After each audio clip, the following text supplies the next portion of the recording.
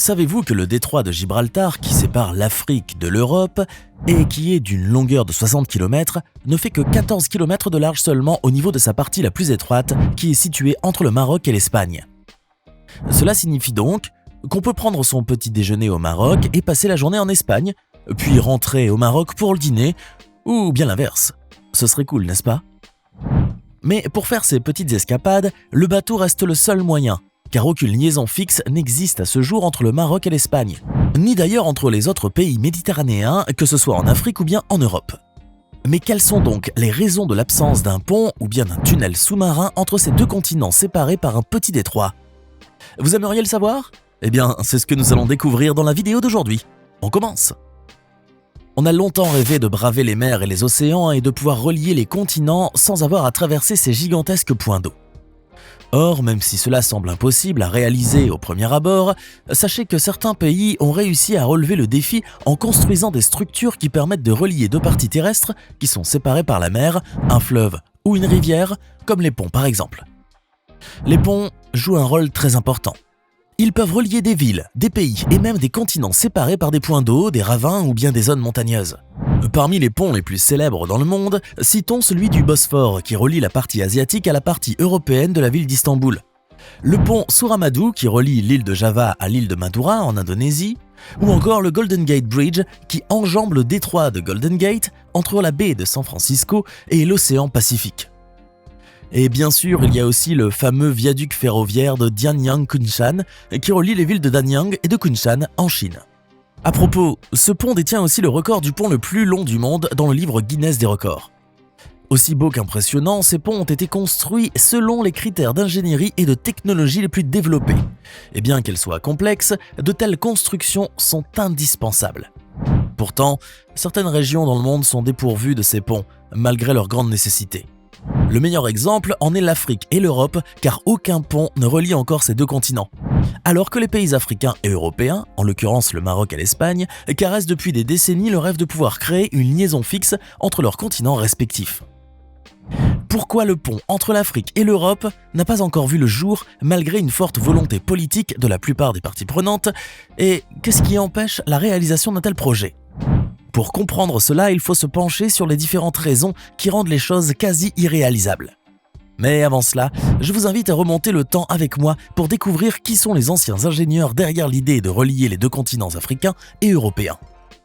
Car la construction d'une liaison fixe entre l'Afrique et l'Espagne est un projet qui ne date pas d'aujourd'hui. Un vieux rêve. Saviez-vous que les prémices de ce projet existent depuis la fin des années 20 ? Quand même. Cela paraît assez vieux pour vous, mais certains ingénieurs étaient vraiment avant-gardistes.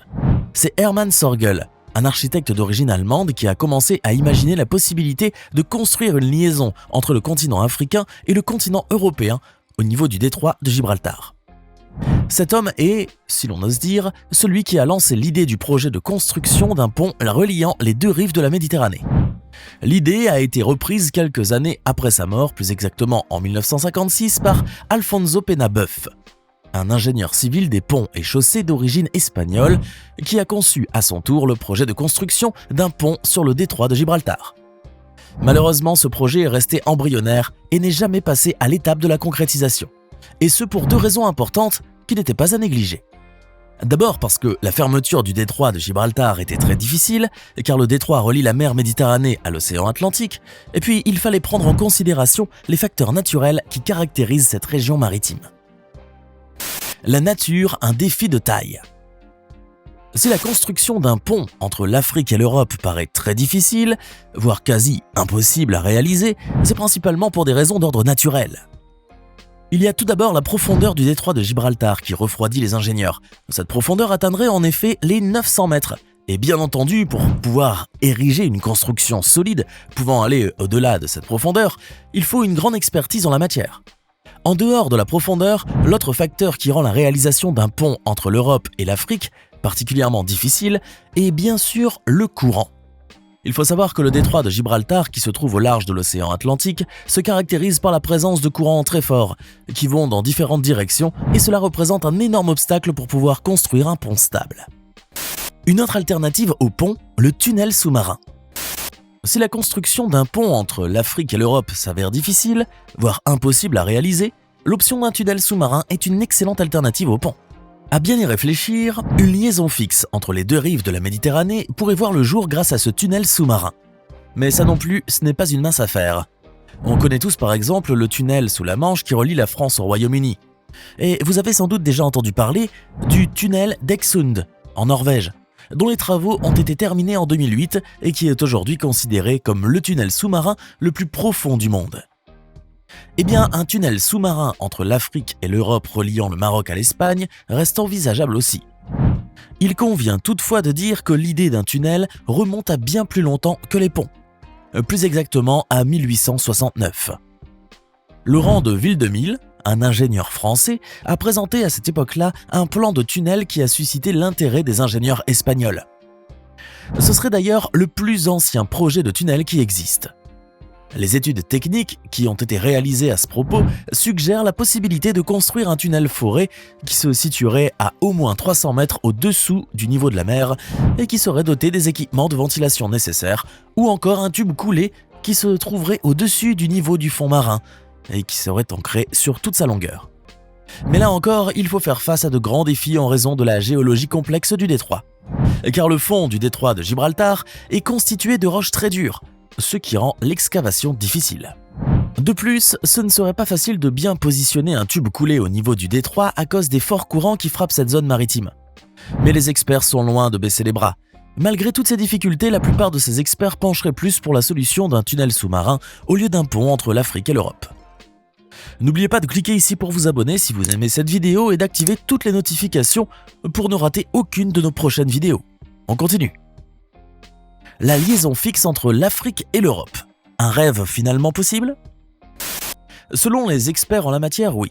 Lors d'une conférence qui s'est tenue en 2023 à Nairobi, la capitale du Kenya, les Américains, les Britanniques, les Espagnols et les Marocains qui étaient présents ont montré leur conviction qu'un tel projet était possible. D'ailleurs, le Maroc a déjà entamé des études sur ce que la construction d'un tunnel sous-marin, passant par le détroit de Gibraltar, pourrait impliquer sur le plan technique et financier. Même l'Espagne est partie prenante de ce projet, car elle aurait de son côté mené des études de terrain pour le projet en question. Certes, il existe d'ores et déjà une documentation technique assez riche pour ce projet qui date depuis une quarantaine d'années déjà. Mais encore faut-il des fonds solides pour rendre les choses possibles à réaliser.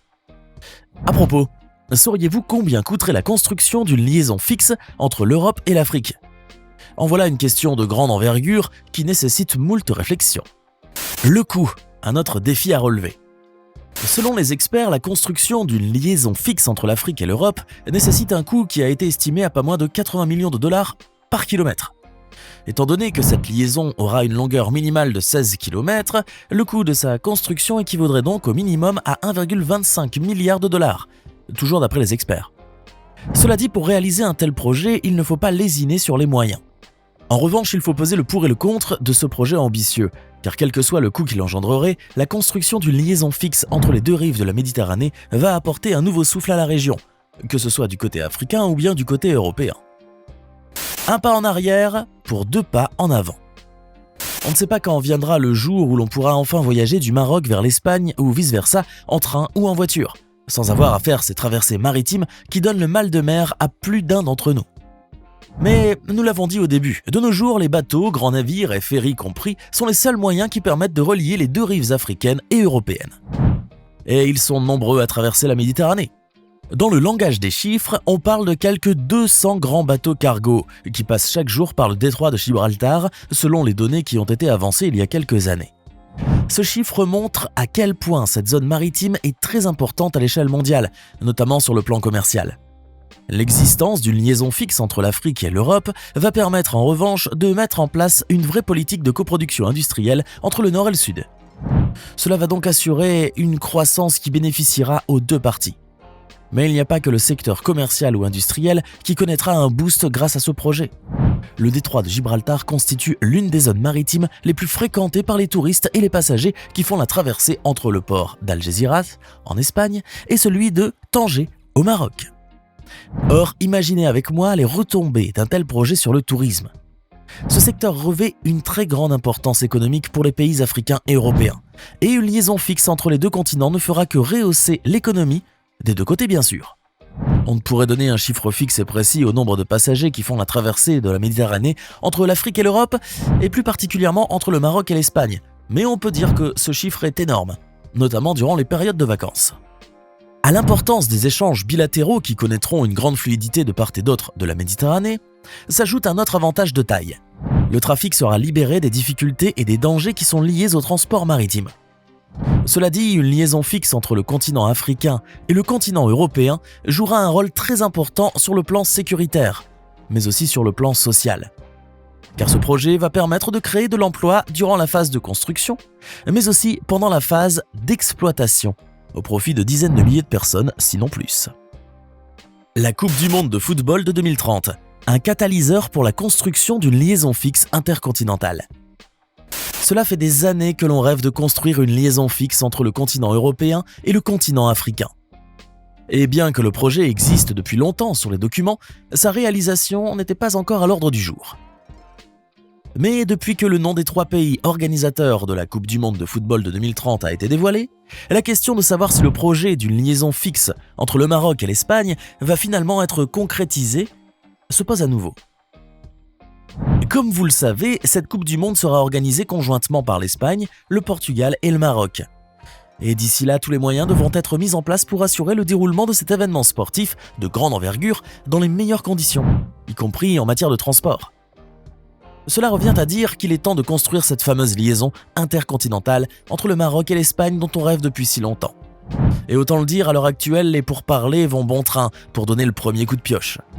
La Coupe du monde de football de 2030 pourrait donc jouer un rôle de catalyseur pour la réalisation de ce projet. Ce qui veut dire que l'on pourra dans quelques années circuler entre l'Afrique et l'Europe sans prendre le bateau. Reste à savoir si ce projet pourra être rapidement réalisé et être fin prêt pour 2030 ou non. Maintenant, dites-nous dans les commentaires, que pensez-vous vraiment du projet de liaison fixe entre l'Europe et l'Afrique ?